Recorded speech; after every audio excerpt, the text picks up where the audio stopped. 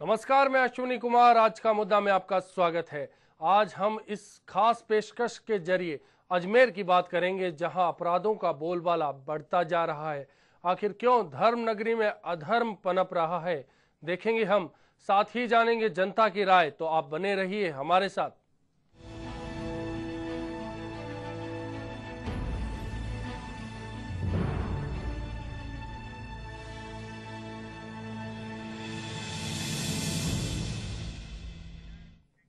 अजमेर में अगर अपराधों की बात करें तो हालात लगातार खराब होते जा रहे हैं। कानून व्यवस्था बिगड़ चुकी है। ऐसे में बिगड़ती कानून व्यवस्था को लेकर आम जनता परेशान है और जनता का दर्द भी सामने आ रहा है। जनता और विपक्षी पार्टी तो इसका विरोध कर ही रहे हैं।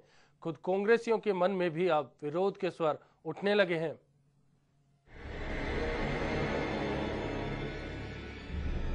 अजमेर के हालात आज लगातार खराब होते जा रहे हैं। कानूनी व्यवस्था बिगड़ चुकी है और अजमेर की बिगड़ती कानून व्यवस्था को लेकर आमजन परेशान है और जनता का दर्द भी सामने आ रहा है। विपक्षी राजनीतिक दल भी बिगड़ती कानून व्यवस्था को उठाते रहते हैं। अजमेर में बढ़ती चेन स्नैचिंग की वारदात की बात हो या फिर लूट, चोरी और डकैती की वारदातें, बढ़ते अपराध के ग्राफ ने सभी की परेशानियों को बढ़ा दिया। शहर में हालात बिगड़ने का असर कहीं वोट बैंक पर नहीं पड़ जाए, इसलिए विपक्षी भाजपा के साथ ही सत्ताधारी कांग्रेस के नेताओं ने भी जनता की आवाज को बुलंद करना शुरू कर दिया है।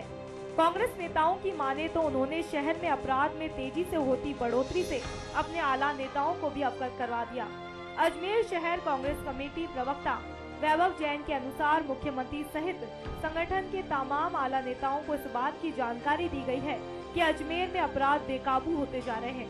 अगर इन अपराधों पर लगाम नहीं लगाई गई तो इसका सीधा असर कांग्रेस की छवि पर पड़ सकता है। कांग्रेस से जुड़े राजीव गांधी यूथ फेडरेशन के पदाधिकारियों ने भी अजमेर में बढ़ते अपराधों की जानकारी मुख्यमंत्री अशोक गहलोत को देकर शहर वासियों की सुरक्षा सुनिश्चित किए जाने की मांग की है। कांग्रेस के साथ ही विपक्षी भाजपा ने भी बढ़ती आपराधिक वारदातों के प्रति अपने रोष का इजहार कर रही है। भाजपा विधायक वासुदेव देवनानी इस मामले में प्रदेश की कांग्रेस सरकार को निशाने पर ले रहे हैं। देवनानी का आरोप है कि अपराधों की रोकथाम नहीं होने से अपराधियों के हौसले बुलंद हैं।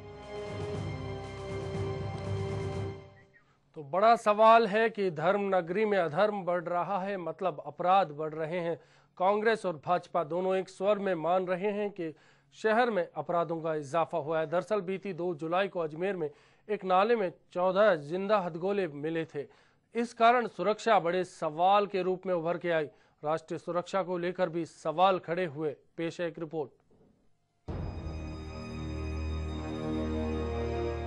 आतंकवाद देश की सुरक्षा के लिए एक बहुत बड़ा खतरा है। इस आतंकवाद ने कई बार देश के दिल में छेद किए हैं। गत 2 जुलाई को अजमेर के एक नाले में 14 जिंदा हथगोलों के मिलने की घटना ने सुरक्षा पर बहुत से सवालों को खड़ा कर दिया। हालांकि जिला प्रशासन इस घटना को गंभीरता से नहीं ले रहा हो, लेकिन ये बात सामने आ गई है कि सूफी संत ख्वाजा मोइनुद्दीन हसन चिश्ती की दरगाह और जगत पिता ब्रह्मा की नगरी पुष्कर आतंकियों के निशाने पर है। आना सागर चौपाटी के नाले से सफाई के दौरान जब 14 जिंदा बम मिले तो एक बार शहर भर में सनसनी फैल गई और हाथों हाथ केंद्रीय रिजर्व पुलिस बल और भारतीय थल सेना के अधिकारियों और हथियारों के विशेषज्ञों को बुलाया गया। अंतर्राष्ट्रीय ख्याति प्राप्त शहर में 14 जिंदा बमों के मिलने की घटना को बेहद गंभीर माना जा रहा है। ये जांच का विषय है कि ये बम किस नियत से इस धार्मिक आस्थाओं की नगरी में लाए गए। इस आशंका को नकारा नहीं जा सकता। हो सकता है कि ये बम कोई आतंकी अजमेर लाया हो और सही समय की तलाश में इन बमों को नाले में छुपा दिया गया हो। इस नगरी से पहले भी आतंकियों का रिश्ता रहा है। 26/11 के मुंबई हमले के मास्टरमाइंड डेविड कोलमेन हेडली ने मुंबई हमले से पहले अजमेर की भी रेकी की थी। खुफिया एजेंसियों ने जो जानकारियां एकत्रित की है उससे पता चलता है कि वर्ष 2008 में 11 मार्च से 13 मार्च तक हेडली अजमेर और पुष्कर में रहा और उसने सॉफ्ट टारगेट की तलाश में यहाँ बहुत से स्थानों की रेकी भी की। अब सवाल यही खड़ा होता है कि क्या 14 जिंदा बमों और हेडली के बीच कोई संबंध हो सकता है। इतना ही नहीं, 14 अक्टूबर 2010 को लश्कर-ए-तैयबा का कुख्यात आतंकी उमर फारूक उर्फ उमर गुल को अजमेर के रेलवे स्टेशन से गिरफ्तार किया गया। बाद में पता चला कि इस आतंकी ने अजमेर के दरगाह इलाके में लंबी फरारी काटी थी। खुफिया एजेंसियों का कहना है कि आतंकी उमर फारूक पर 25 जुलाई 2008 में बेंगलुरु में आतंकी हमला करने का आरोप है। इसके अलावा भी समय समय पर ऐसी सूचनाएं आती रही हैं, जिनसे पता चलता है कि आतंकवादियों का अजमेर से नाता रहा है। हाल ही में 4 जुलाई को मुंबई के 3 शार्प शूटर अजमेर में रात गुजार कर चले गए, और वो भी तब जब इनके बारे में उदयपुर पुलिस ने अजमेर पुलिस को पहले ही सूचना दे दी थी। इसी तरह के तमाम मामले लगातार सामने आते रहते हैं और अजमेर की सुरक्षा पर सवाल भी खड़े होते रहते हैं। Bureau report, HBC news. जाहिर है बड़े मामले हैं, साथ ही ये एक बानगी है कि किस कदर अजमेर की पुलिस सोई है और अपराधियों के हौसले बुलंद हो रहे हैं। हमारे साथ चर्चा में जुड़े हैं न्यूज़ हेड प्रताप राव। प्रताप जी, एक बानगी देखी, हथगोले मिलते हैं, 14 जिंदा हथगोले मिलते हैं। मुंबई के शार्प शूटर जो हैं वो अजमेर आकर चले जाते हैं। इसके सिवा भी कई आतंकवादियों ने अपनी पनाह बनाई अजमेर में। कहीं ना कहीं किसी ने फरारी काटी, कोई रेकी करके चला जाता है। आखिर क्या कर रही है अजमेर पुलिस? मान लिया जाए कि धार्मिक नगरी, धर्म नगरी में अधर्म अब बढ़ने लगा है। देखो अश्विनी, इसे धर्म और अधर्म से बात ये और आगे बढ़कर है, क्योंकि अजमेर में दरगाह होने के कारण अंतर्राष्ट्रीय स्तर का महत्व का है और कुल मिलाकर पुष्कर भी वहीं है, तो हिंदुओं का धार्मिक स्थल भी बहुत बड़ा है। और अजमेर अपने इन तीर्थ स्थानों के कारण बहुत प्रसिद्ध है और वहाँ तीर्थयात्रियों की संख्या बहुत ज़्यादा भी होती है। कुल मिलाकर जयपुर के बाद यदि किसी शहर को कहा जाए जहाँ बाहर से यात्री सबसे ज़्यादा आते हैं तो वो अजमेर ही है। और अजमेर वो शहर रहा है कि जहाँ आतंकवादी और दूसरे इस तरह के जो आतंक फैलाने वाले लोगों का आना जाना रहा है। कुल मिलाकर वहाँ आश्रय भी रहा है और उर्स के दौरान तमाम ऐसे पाकिस्तानियों की बड़ी संख्या है जो उर्स के लिए आए और गायब हो गए और उनके बाद उनका पता भी नहीं चला। कुल मिलाकर जो अजमेर है वो हमेशा से एक ऐसा सेंसिटिव प्लेस रहा है जहाँ की सुरक्षा को लेकर देश की सरकार और राज्य की सरकार सदैव चिंता व्यक्त करती रही है। मैं इसे व्यक्त करती रही कहूँगा, क्योंकि जब हम देखते हैं कि 14 जिंदा कारतूस मिल रहे हैं तो इसे व्यक्त करना ही कहा जाना चाहिए, क्योंकि ठोस जमीनी धरातल पर कुछ भी नहीं किया गया है।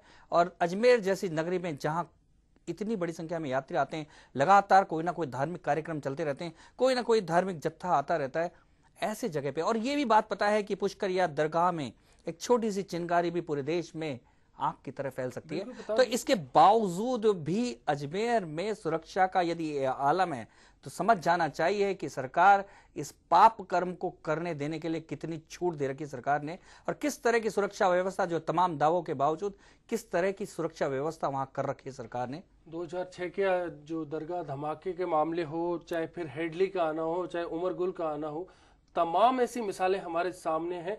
इंटेलिजेंस भी क्या फेलियर है? क्या माना जाए कि इंटेलिजेंस का ध्यान नहीं है अजमेर पर? पास की जो धार्मिक स्थल हैं, चाहे दरगाह हो चाहे पुष्कर हो, खास तौर पर जो इजरायलियों की एक शरण स्थली वहां पुष्कर में बनी है, उसे लेकर भी टारगेट रहा है। इंटेलिजेंस खबरदार नहीं रहती। ऐसा लगता है कि इंटेलिजेंस तो टोटल सरकार का फेल्योर है और सरकार के तौर पे सारे के सारे इंटेलिजेंस जिसे कहना चाहिए, यानी बुद्धिमत्ता, वो भी फेल्योर है कुल मिलाकर।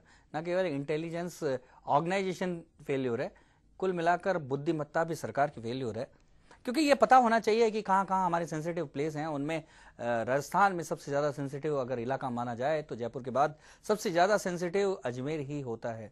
यदि ये हालात हैं अजमेर के तो सरकार को समझना चाहिए कि आखिर में हाथ पे हाथ धरे बैठे क्या कर रही है। अजमेर की सुरक्षा, अजमेर में अपराधों की रोकथाम, अपराधियों के गढ़ की तरह तब्दील जो जिस तरह से होता जा रहा है उसको लेकर सरकार की कार्रवाई ऐसी कुछ नजर नहीं आती है। कुल मिलाकर अजमेर में जो क्रिमिनल्स है उनका अड्डा बनता जा रहा है। क्रिमिनल्स वहां प्रेशर लेते रहे।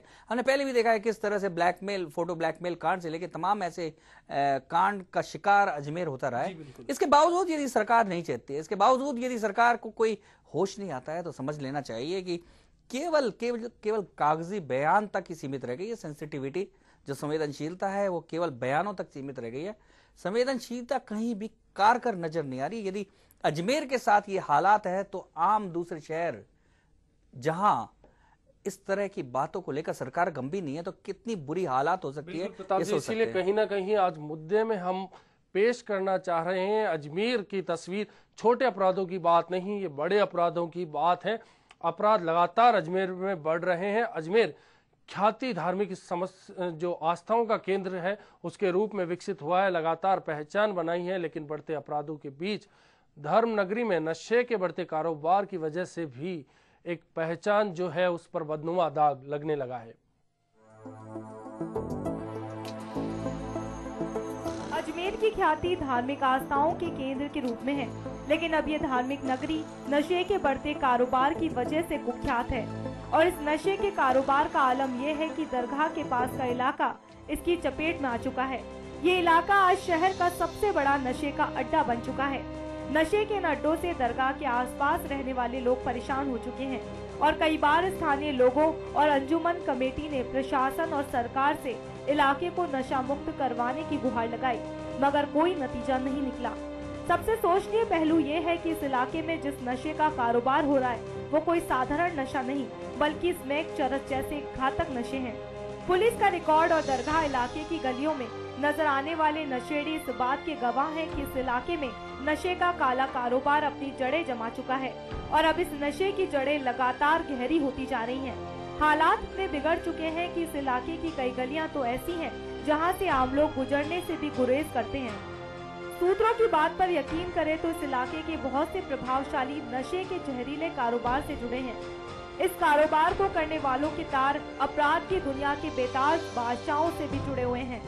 यहाँ की जनता कई बार इसके विरोध में रैली निकाल चुकी है, लेकिन कोई सकारात्मक परिणाम सामने नहीं आया।